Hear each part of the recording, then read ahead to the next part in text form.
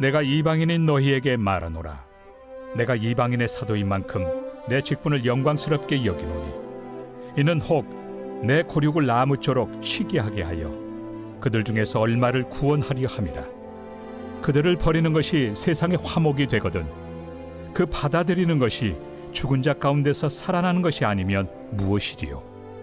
제사는 처음 익은 곡식가루가 거룩한즉 떡덩이도 그러하고 뿌리가 거룩한즉 가지도 그러하니라. 또한 가지 얼마가 꺾이었는데 돌 감람나무인 내가 그들 중에 접붙임이 되어 참 감람나무 뿌리의 진액을 함께 받는 자가 되었은즉 그 가지들을 향하여 자랑하지 말라. 자랑할지라도 내가 뿌리를 보존하는 것이 아니요 뿌리가 너를 보존하는 것이니라. 그러면 내 말이 가지들이 꺾인 것은 나로 접붙임을 받게 하려 함이라 하리니 옳도다. 그들은 믿지 아니함으로 꺾이고 너는 믿음으로 섰느니라. 높은 마음을 품지 말고 도리어 두려워하라. 하나님이 원가지들도 아끼지 아니하셨은즉 너도 아끼지 아니하시리라. 그러므로 하나님의 인자하심과 준엄하심을 보라. 넘어지는 자들에게는 준엄하심이 있으니 너희가 만일 하나님의 인자하심에 머물러 있으면 그 인자가 너희에게 있으리라. 그렇지 않으면 너도 찍히는 바 되리라. 그들도 믿지 아니하는데 머무르지 아니하면 접붙임을 받으리니 이는 그들을 접붙이실 능력이 하나님께 있습니다. 내가 원 돌 감람나무에서 찍힘을 받고 본성을 거슬러 좋은 감람나무에 접붙임을 받았으니 원 가지인 이 사람들이야 얼마나 더 자기 감람나무에 접붙이심을 받으리야. 형제들아, 너희가 스스로 지혜 있다 하면서 이 신비를 너희가 모르기를 내가 원하지 아니하노니 이 신비는 이방인의 충만한 수가 들어오기까지 이스라엘의 덜어는 우둔하게 된 것이라. 그리하여 온 이스라엘이 구원을 받으리라. 기록된 바 구원자가 시온에서 오사 야곱에게서 경건하지 않은 것을 돌이키시겠고 내가 그들의 죄를 없이 할 때 그들에게 이루어질 내 언약이 이것이라 함과 같으니라. 복음으로 하면 그들이 너희로 말미암아 원수된 자요 택하심으로 하면 조상들로 말미암아 사랑을 입은 자라. 하나님의 은사와 부르심에는 후회하심이 없느니라. 너희가 전에는 하나님께 순종하지 아니하더니 이스라엘이 순종하지 아니하므로 이제 긍휼을 입었는지라. 이와 같이 이 사람들이 순종하지 아니하니 이는 너희에게 베푸시는 긍휼로 이제 그들도 긍휼을 얻게 하려 하심이라. 하나님이 모든 사람을 순종하지 아니하는 가운데 가두어 두심은 모든 사람에게 긍휼을 베풀려 하심이로다. 깊도다. 하나님의 지혜와 지식의 풍성하며 그의 판단은 헤아리지 못할 것이며 그의 길은 찾지 못할 것이로다. 누가 주의 마음을 알았느냐? 누가 그의 모사가 되었느냐? 누가 주께 먼저 드려서 갚으심을 받겠느냐? 이는 만물이 주에게서 나오고 주로 말미암고 주에게로 돌아갑니다. 그에게 영광이 세세에 있을지어다. 아멘. 할렐루야. 우리 이른 새벽 주님 전에 오신 믿음의 성도님들을 환영하고 축복합니다. 사도 바울이 말씀하고 있는 부분이 무엇이 있냐면 이스라엘 유대인 백성들 그리고 이방인들에 대해서 구원함이 하나님 예수 그리스도를 믿는 자들에게 임하게 된다라고 하는 사실, 이것을 전하고 있는데요. 이 예수님의 복음을 전하는데 오히려 율법주의자들, 유대인들, 이스라엘 사람들이 오히려 더 복음을 받아들이기 힘들어 했다라는 거예요. 그래서 오늘은 이방인들에 대해서, 이방인들이 어떻게 구원받는지에 대해서 사도 바울은 말씀하고 있습니다. 근데 오늘날 우리들로 생각을 하면 여기서 유대인들과 이스라엘은요 기존 교인들을 의미하는 것이고, 이방인들은 아직 예수님을 모르는 우리 성도들을 의미하는 것입니다. 이 로마서 11장 13절은 이렇게 시작을 하죠. 내가 이방인인 너희에게 말하노라. 내가 이방인의 사도인 만큼 내 직분을 영광스럽게 여기노니 14절에 이는 혹 내 고륙을 아무쪼록 시기하게 하여 그들 중에서 얼마를 구원하려 함이라. 이 말씀의 뜻은요, 사도 바울이 이방인의 사도, 나도 이방인의 사도다, 유대인들만의 사도가 아니라 이방인들의 사도이기도 하다라는 것을 말씀하고 있는 것이죠. 그래서 자기 동족인 유대인을 오히려 좀 질투나게 해서 그들 중 몇몇이라도 구원하게 하기 위해서 이렇게 말씀하고 있다라는 거예요. 이거는 사도 바울이 얼마나 그 복음을 귀하게 여기고 있다라는 사실을 우리에게 가르쳐주고 있는 것이죠. 그러면서 로마서 11장 17절의 말씀에 또 한 가지 얼마가 꺾이었는데 돌 감람나무인 내가 그들 중에 젖붙임이 되어 찬 감람나무 뿌리에 진액을 함께 받은 자가 되었은즉이라고 말씀합니다. 이 바울은 유대인들의 실패가요, 이방인의 구원으로 이어졌음을 말하는 겁니다. 그러니까 유대인들이 복음을 받아들이지 않으니까 그 복음이 누구에게 갔습니까? 이방인들에게 갔다라는 거예요.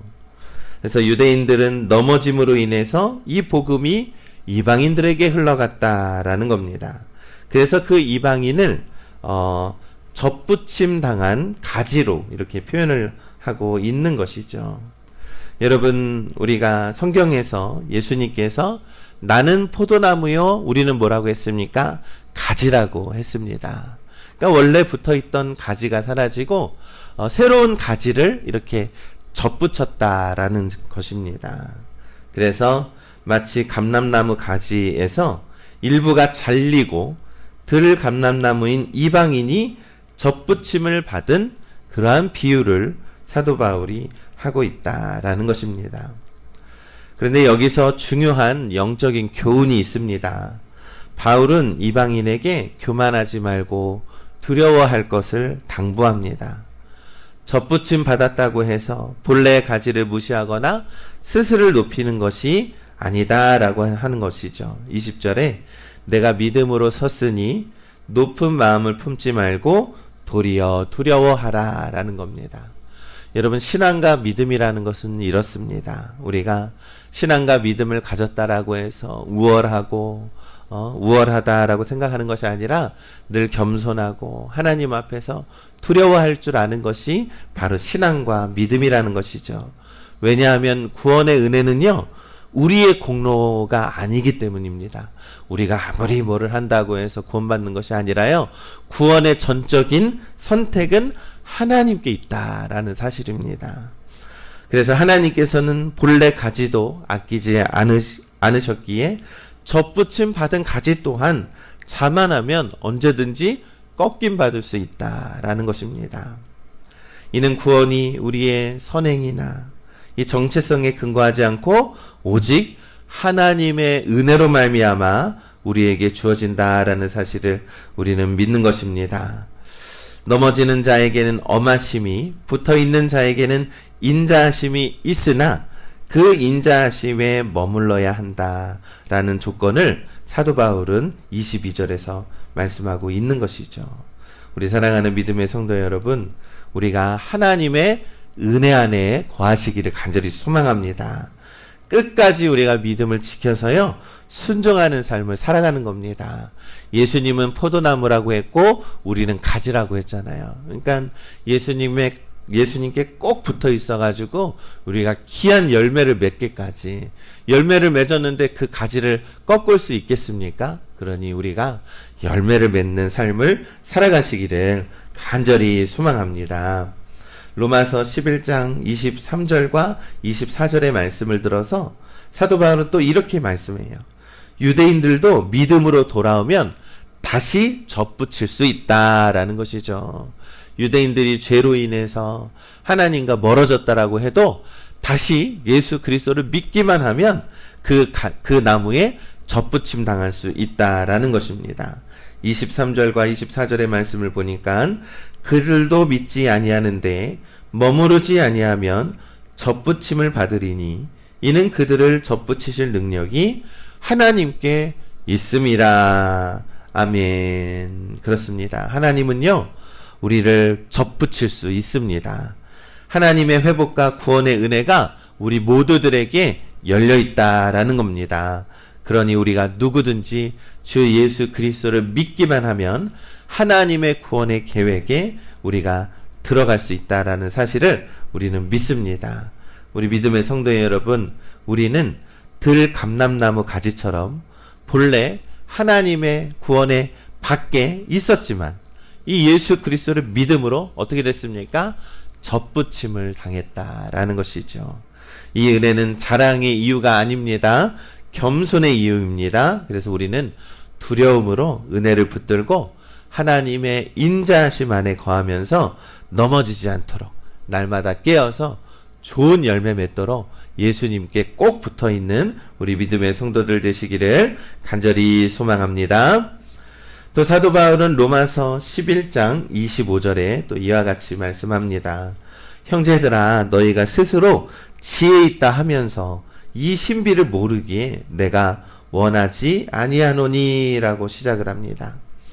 이 신비는요, 바로 이스라엘 곧 유대인들의 완고함은 부분적일 것이나 일시적인 것이라는 거예요. 그래서 이스라엘 일부 사람들이 강팍한 마음으로 예수님을 믿지 않았지만 결국 그 이스라엘 백성들도 구원을 얻게 될 것이다 라고 하는 말씀입니다.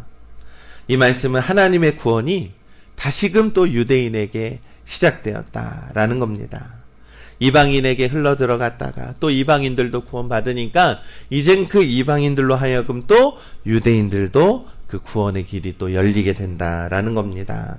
사도 바울은 이것을 선지자의 글을 인용해서 말씀합니다. 로마서 11장 26절과 27절에 그 구원자가 시온에서 오사 야곱에게서 경건하지 않은 것을 돌이키시겠고 내가 그들의 죄를 없이 할 때에 그들에게 이루어질 나의 언약이라. 이 하나님께서 이스라엘 백성을 구원하겠다라고 하는 그 약속을 다시 한번 말씀하면서 너희들도 예수님만 믿으면 너희들도 그렇게 율법주의에 빠져서 그렇게 경건의 행위로만 신앙생활하는 것이 아니라 진정으로 예수 그리스도를 믿으면 하나님이 약속하신 것처럼 다시금 구원에 이르리라 라고 말씀하고 있는 것입니다. 사도 바울은 이방인의 구원도 또한 유대인들의 회복도 모두 하나님의 긍휼로 말미암아 이루어지게 될 것이다 라는 것을 말씀하고 있는 것입니다. 이 모든 것은 모든 사람을 긍휼히 여기시는 하나님의 사랑 안에서 우리가 모두 구원의 길이 열려있다라는 사실을 우리가 믿는 겁니다. 사랑하는 우리 믿음의 성도 여러분, 예수님께서 우리에게 오신 게 얼마나 큰 은혜입니까?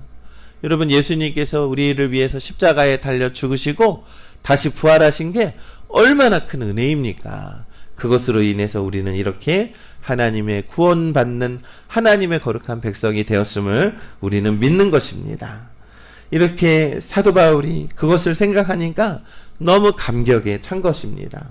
너무 감격에 차서 찬양을 하고 하나님께 영광을 돌리는 그러한 장면이 있습니다. 바로 로마서 11장 33절에서 36절까지의 말씀입니다. 깊도다 하나님의 지혜와 지식의 풍성함이요 그의 판단은 헤아리지 못할 것이며 그의 길은 찾지 못할 것이로다.